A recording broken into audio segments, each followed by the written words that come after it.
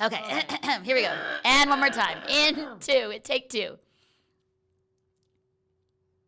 I'm sorry. Okay. Kirk, I'm ready. I'm on. Ready? Okay. Your Story with Melinda Estabrooks, an exclusive presentation of Faith Strong Today. Well, welcome back to another show on Your Story with Melinda, and this is going to be a great show because my best girl, Dr. Mary Lynn, is here in the studio with me to talk about all things about marriage, hard things about grief and the commitment when you are married and the things that you go through. We're just going to throw it out there on the table and talk about it. Mary is a psychologist. She is an author. She is a pastor. She is a missionary. She is a traveler. She is a lake house, I like to say diva, because many times we've hung out at her lake house, hanging out and talking about life and love. And so it is a pleasure for Dr. Mary Lynn to be on the show with me today. I am Welcome. so happy to be here. I'm just so to glad hang you're out here. with you. I know, and that's what's so fun. I mean, yeah, we're doing a show that airs all over the world, and people listen to it around Toronto, but This is us just chatting. this is us chatting as Yeah, girlfriends. yeah. So, well, let's start off because I have now been married for a few months. Just a few. Just a few. Just under 2. And I know that you have a lot to say to newlyweds about marriage. And I think it's good for me at this time to have this chat because I don't want to be like 5 years, 7 years down the line. And it's like, people are like, oh, the 7-year itch. And I'm like, Mary, Right. I didn't realize Exactly. these things were going to happen. And even for a second time around marriage, there are still things and tips and reminders of things that are important for us. So what are your thoughts about that? Because I'm actually, even as a friend, but as a psychologist, those are good things for us to know for those who are newly married. So how long do we have? Yeah. We have an hour. No, we don't. My producer, Kirk, is like, no, you don't. You have 27 minutes and all 27 right. seconds. The funny thing is, I was just reading in the Bible a couple days ago. Paul was talking in 1 Corinthians 7:28. And I've read that passage many times. And he's talking about if you can handle it, stay single, you can serve the Lord better. Right? But in this passage, it actually says, for those of you who are married, you all have many troubles in this life. Thanks, Paul. I know. Thanks, Paul. And I never read it that way. And then he goes on to say, so I want to spare you. So Now I hear this. that's right. Right. So, I was laughing, but also I was reading it very seriously because it is actually true. Not to discourage people from getting married, because I've been married 27 years. Wow. Adore my husband. I would never change my life. But the reality is it's hard being married. And when you first fall in love, give yourself about 18 months, 2 years, and then all the hormones settle down. True. So, and then real life hits. Yeah. So if I could tell new couples anything, it's go into marriage with your eyes wide open. So it's not that we should avoid it, but that we go in with our eyes wide open. How do we do that when the emotions and the courting and the wedding planning and the fantasy of this great wedding cloud us? Like there's a lot of those things that you don't think about because you're like, I'll deal with that later. But how do you pre-marriage, have those sort of eyes wide open? Well, if I can put you on the spot here. Sure. I actually think that you and Chris did it very, very well. Yeah. It was hard work. You guys took your time. Yeah. You prayed like crazy about it. Yeah. The other thing, too, you opened up your lives to accountability by your friends. And let me tell you, as you know, all your girlfriends checked out Chris inside and out before we would Yes. give our approval. Yeah, absolutely. And you listened to us, right? Yeah. It was hard though, because it's hard to get somebody's input into your own private life, right? No, it's true. And then you also went for counseling. Yeah, and you I dealt did. with your stuff, which is so important. So that's the key though. Like are you saying even not in necessarily going to a second marriage, but even in a first, there's some very intentional, deliberate things you should do. Absolutely. And not just get sucked up in the emotion like, oh, I love him, we're sexually attracted, Right. this is great. Right. People have the misbelief that if there's love, then all the problems go away. And that's not true, right? As you know. Yeah. And so we don't come into marriage completely tabula rasa. We come in with our stuff. Yeah. We come in with our history. We come in just from different family cultures. and beliefs. And so all of that is now coming together. And God in his wisdom seems to put us with people who just know how to push our buttons. Oh my goodness. Even in these few months, I mean, we've been together, Chris and I, for, many years, but even the marriage thing, it's like, oh. I know. Like, wait a second. And yet he also knows me the most, which is also very vulnerable and open, because you're like, oh. And he also knows, definitely the things that can get me riled up. And the same for, me as well. Well, the interesting thing is, and I see this all the time in my own marriage, the fights that Peter and I have, they're always the same. And it maybe the content's a little different. Yeah. But the way we do the dance is always the same. And it's not just because of, it's all his fault, which I like to believe, but it's not true. But it's also the way he pushes my buttons as I push his buttons. And this little dance that we do time and time again, we step on each other's toes in the same way every single time.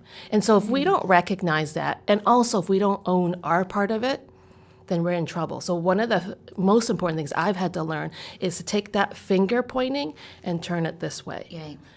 God didn't give me the power to change my husband. I wish he did. Oh. He totally should. Yeah, exactly. I mean, I could totally fix it. I know. I have the tools. But see, that's the hard thing, because when you point the finger back at you, then you have to do a self-assessment and reflection on you. And you know what, Mary? I have met so many people, and even myself, where we don't want to do that. Mm-hmm. It's so much easier pointing blame on other people than actually looking at yourself and going, there are some really big things I got to work on here. That's right.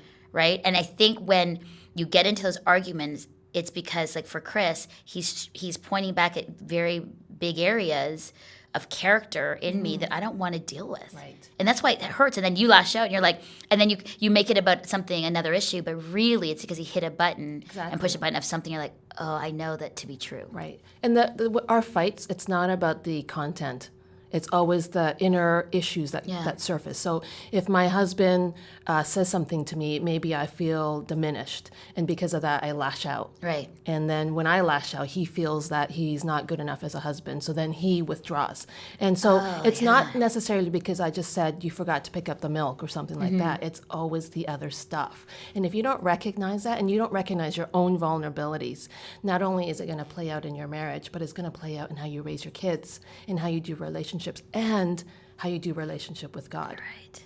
So that's a good tip. So really, if you were going to, sort of like encapsulate everything in that one tip, it's really, you got to own your stuff. You got to own your stuff.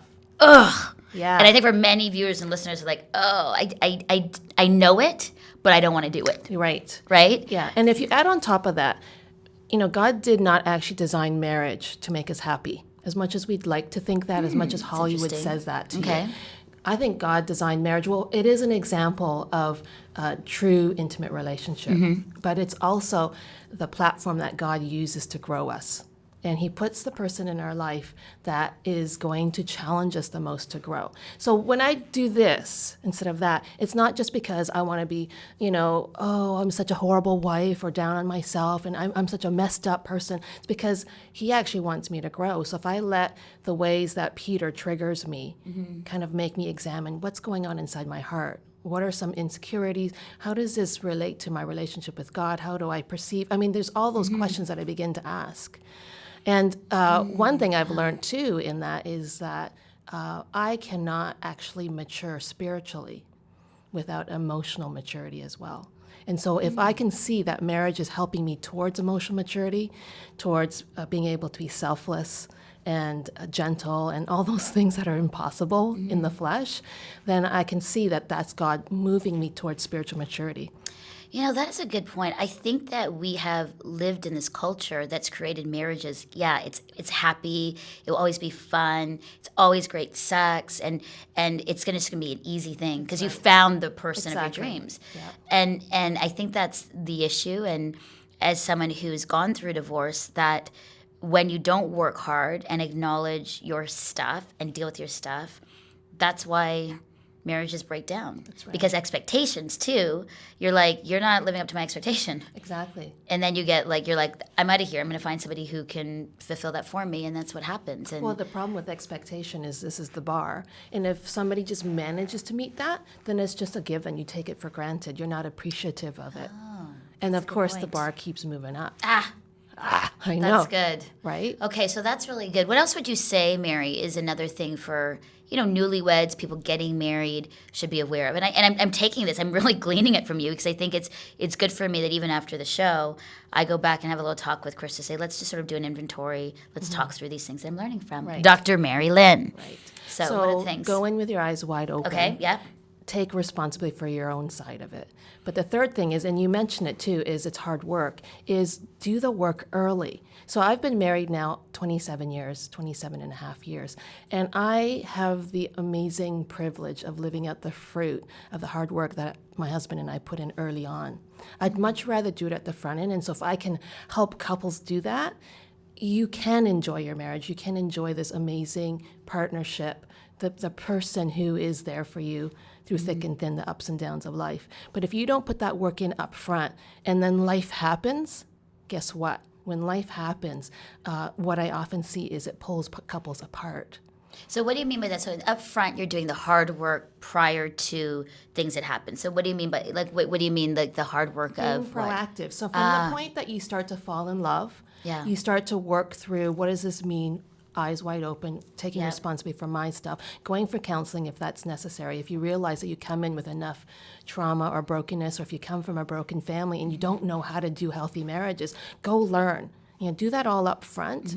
Put in the work. And when you do that and you've built such safety and trust in your relationship with your husband, then you get the blessings of the fruit in the later years. So when things happen that are, and we can talk about this too because you're experiencing this as well, when you are confronted with a death of a parent or issues with your children or loss of a job or all those things that just, hurt us and disappoint us, you're saying that if we do the hard work up front, then when these things happen, we're not like running away and going, I can't deal with it. We're like digging in and saying, I'm committed, we're gonna do this together. Exactly. So what does that take? Because we say that in our vows, for better or for worse, richer and poorer, and sickness and in health. And a lot of times we just say it, but do we actually really mean it? And I think, Mary, what you're saying is to mean it means you have to do the hard work of the commitment and dealing with your stuff to then be able to. But what do you mean by that? But how does that then work out that in the long term you can work through those really hard things? Well, I'll give myself as an example. I mean, I grew up because of my own family history, believing that I was kind of on my own to solve my own problems. And if I was hurting, I had to deal with it on my own. So can you imagine I'm bringing this into marriage? So that when things got tough at the early stages, instead of going to my husband or to God, I would just retreat. And I would just kind of hold the pain inside myself. So that just actually prevented intimacy with my husband. But then the problem on top of that was that I blamed him for not understanding how I felt. But I wasn't telling him. Right. Right? Yeah. And I have a responsibility to my own health and well-being to let people know to be vulnerable. So when we began to do the hard work of being vulnerable, and it's hard work because you're breaking down some walls. This is my own personal issue. I had to work through letting my husband see the ugliness inside and the vulnerability, and he didn't always handle it right because he's human. Yeah. And if he didn't handle it right, and at that point I chose to say, well, that's it. See, it doesn't work. I'm out of here. Yeah. Then I haven't given him a chance. I haven't given marriage a chance. I haven't given God a chance. So if I invite God into that and I said, okay, I'm choosing to, and I push into it, and pushing into it means perseverance, consistency, continuing on. It's not just a one-shot deal. Yeah. So that moving forward to this last year has been a brutal year, 2016. Peter lost his job. My mother was sick for a year and died, and then my dad was diagnosed with cancer as well, and my husband now has a health challenge ahead of him. It's a tough. This is real life. Yeah. And if I think about the ups and downs, the roller coaster of my mom, and she was very ill. She had cancer. And it was up and down because it would be like, oh, she's been healed, to, oh, she hasn't been, to the final moments. If I did not have my husband walking with me, I don't know how I would have survived, to be honest. He balanced me. He said to me right from the beginning, he says, this is going to be a long haul. Let's not ride the roller coaster, and let's just kind of do this together. And when my mom finally died, well, I'm going to get emotional here. I was overwhelmed. I could not cope with anything. And my husband just stepped up to the plate and he said, "Don't worry, I'm going to handle the whole thing." And he handled the whole thing beautifully. And he gave honor to my mom, but he gave honor to me as well. It's beautiful. And if we had not put in the work to that place, I don't know that our relationship would have been able to withstand such a difficult. I mean, I was a mess. I was not nice many times, and so it drew us closer rather than farther apart. Going through that. That's Mary, thank you for sharing that. That's a really tremendous moment and words of wisdom. I don't think many of us think that far ahead. Many of us think about those kinds of things. Many of us do the hard work up front. What that does, I've never heard that said that way about, honoring, him and him honoring you with this, and that if you hadn't done that and been open and done the hard work in the beginning, you might not have lasted through the difficulty. And I've seen that. I've seen huge things happen and people bail in the time where people most need that support. Yeah. And there's many reasons why that happens, but I think for when you say, "No, I'm with you," you can't just say "I'm with you" if you've never, trusted or been open with a person, then something tragic happens and you're like, "Okay, now I expect you to," because you haven't really built in all of that in the beginning. And I think that's a really good reminder for so many of us to do. And it also exemplifies that we get married to be other-centered, not self-centered. And so as I chose to invest in focusing on Peter and his needs, he also did the same. And, human nature isn't that I'm going to give you because you demand from me or you criticize from me or you tell me all the things I'm doing wrong. In fact, if you do that, it's going to cause me to shut down. But it's that as I say, okay, I'm going to choose to love you even though it's hard, and I'm going to choose to put your needs before my own, even though it's hard. I have seen time and time again how that actually is a thing that softens our spouse's hearts and opens them up to also do likewise, right? So at this point, I would do anything for Peter. Because he has shown such other-centeredness in how he's cared for me through this tough time. I think that's good to always keep saying that out into our culture and into our families, other-centeredness. I think that I don't want to blame culture because, again, we're responsible as we train up and mentor our kids and those that, are within our family. But our culture is really created like a self-centered, it's me and my happiness. Right. Like it's me. Yeah. And my happiness and my desires and my wants and what I want. Yeah. And so we've created this place where it's like, so if you're not in that or you're not for it or your needs are going to cause me not to have my needs met, then forget it. We're not in a relationship anymore. And even if it's not a marriage, you can see that in friendship too. Absolutely. I've seen that in friendship where you're like, I'm like ending that friendship because she da-da-da-da-da. And you're like, this is not healthy for us. This is so not healthy to be in a society and culture where it's so self-centered and nobody wants to be other-centered or giving or sacrificing because there's something in that. And I'll be honest, Mary, that's a hard one for me because, I am one of those people who, sort of my needs, my things. And one of the biggest challenges, for Chris and I has been more so because Chris is a very much other-centered person, just in his nature, the way he is. I see it in everything. For me, it's been harder. And I think the hardest part is what we said earlier is he'll call that out, and I hate it because he'll say, Mel, that's not actually other-centered. He's used those words. I'm like, so what does that mean then? That means I'm self-centered. But he says it in that way where it's like, you're not being other-centered versus me saying you're being self-centered.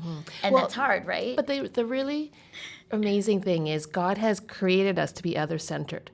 And when you are other-centered, you actually experience a lot of love. I don't get love because I'm demanding it. But when I'm actually loving to others, then it naturally brings people around you. Like during this season, I was surrounded by so many friends and family who supported us through this.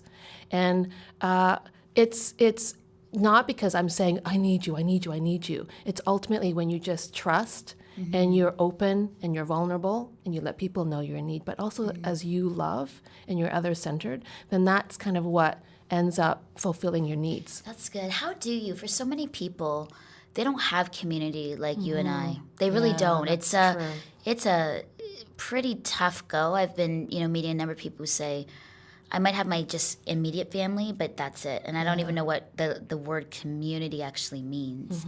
How do couples, if they don't have those kinds of friendships, or say there's a lot of couples where they're not even close to their family because of issues, how do you begin to cultivate and develop those kinds of friendships that you can be accountable to and trust? What is it going to take?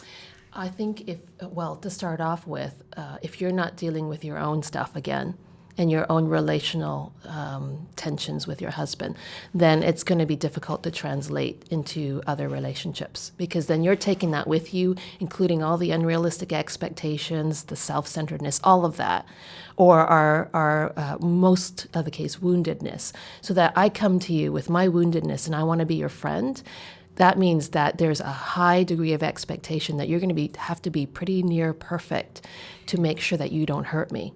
Because in your humanity, you're going to hurt me, and I will not be able to tolerate that.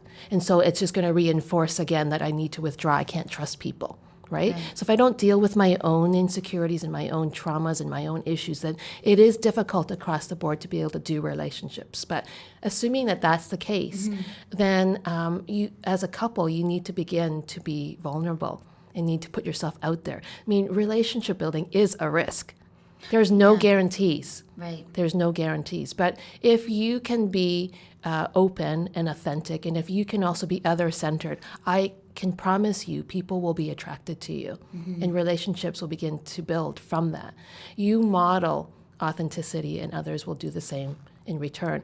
And, having said that, the other-centeredness, I'm not suggesting that you become a doormat and all you do is run around and try to save the world and love on everybody, and there's nothing that's any self in that. It's not other-centered to the complete exclusion of self, but that as you're other-centered and you have strong boundaries and you have security within yourself, you have security as a child of God, that will beget healthy relationships right there. That's good. And again, it takes the choice and intentionality to do that. It does. And I wish that as young people, kids, and this is encouragement to our viewers and listeners, as parents, that we need to start really talking and sharing and modeling that, because here we are as kids, we grow up and you hear what culture wants you to hear. It's about me. You hear about when you get married, it's supposed to be the other person make you happy. It's all wrong.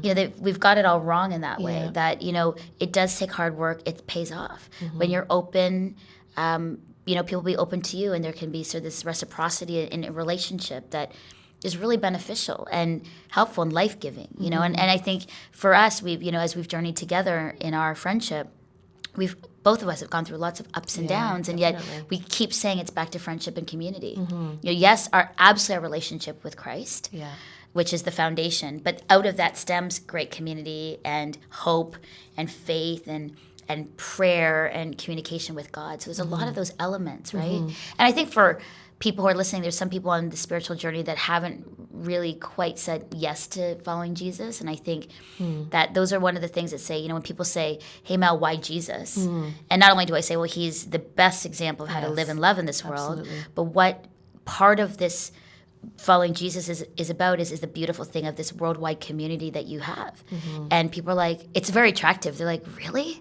Because I don't have that. I'm like, I know, it's I can't explain. It's a spiritual, heavenly thing about family. And they're like, what do you mean? I'm like, no, really. Like, you can go to all corners of the world in the earth and meet with people and break bread and have dinner and have this connection. Absolutely. They're like, I don't know what that is. I'm like, no, it really is this part of being a part of this family of God. And I think that's really important too.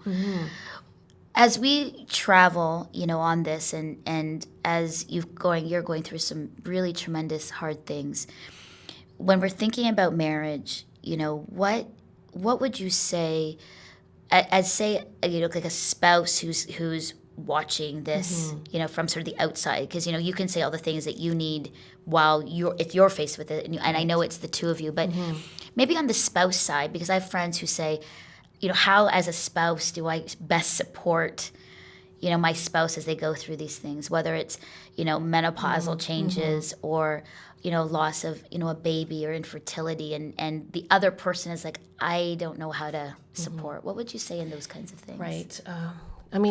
Support is not solving the problems. Right. Ultimately, even though we're supposed to be one as a married couple, really, we're two individuals with our own journeys. And ultimately, my journey is still my journey. And I wish my husband could take away my pain and solve all my problems, but it's not actually helpful. I have to believe that God allowed those challenges in my life because of my journey. And so the best way that a spouse can support somebody going through a difficult time is literally presence. And I mean presence by just being there and consistently there and just checking in on how you're doing. Praying for is one of the most unbelievable gifts that you can give your spouse during this time. And just a listening ear, less talking, more listening, and empathy as they go through it. And sometimes it's just a matter of asking your spouse, what is it that I can do for you? What do you need? And that gentle type of invitation can do so much more than if you run around trying to solve all the problems, fix everything, bend over backwards to carry burdens that you weren't meant to carry. It's that presence and empathy and prayer. That's good, because I think for a lot of people, it is either like, I got to fix it for them. Yeah. And I think, again, Mary, that's beautiful. It's like, it's our journey, and we are there to listen and, and to help and to listen and to pray. But a lot of times we can't take that from them. They've got to journey through that and work through with God their thing and choose to. So that's a really good, I think, even for me, because again, Chris and I haven't yet gone through anything so traumatic, and yet I know it's coming. And I don't want to, I'm going to get emotional about that because it's life. And, death is inevitable for all of us. And we can't control our kids and their decisions and ways. And so there's things that I know coming up, Mary, that Chris and I are going to have to face. And these tips you're sharing are really important for me to hear, and I know for, our listeners and viewers, because if we know these things are coming, then let's do the hard work up front to help us prepare together as a couple with that, right? Yeah. And if I can just add, one of the things I cannot overemphasize the power of prayer. So I haven't always been the best prayer person in the world. And my mom was a serious prayer warrior. And to be honest, I just said, Mom, pray for this. And I would just leave her to it. Wasn't always the best strategy. But with all that's been going on this year, the Lord has really given me a capacity to pray in an unbelievable way that I have never expected. Wow. And He's been leading me to pray very specific prayers for my husband, for my family members as well. And part of what's helped me endure through this tough year is because He has been answering those prayers, because He has moved me to pray difficult prayers, because it's not prayers about making our life easy and comfortable and fun and everything gets all wrapped up with a pretty bow. It's been prayers about stretching our faith, growing our character, opening our hearts to God, living our life for God. And so as I've been leaning into that type of prayer, I've been watching as God has been answering that through the challenges that He's allowed in our lives. And so that gives me such hope and peace, because I can see that God is at work, and He continues to whisper to me, I am answering your prayers. So I don't get pulled into that. These are horrible situations. There's no hope. How the heck am I going to cope?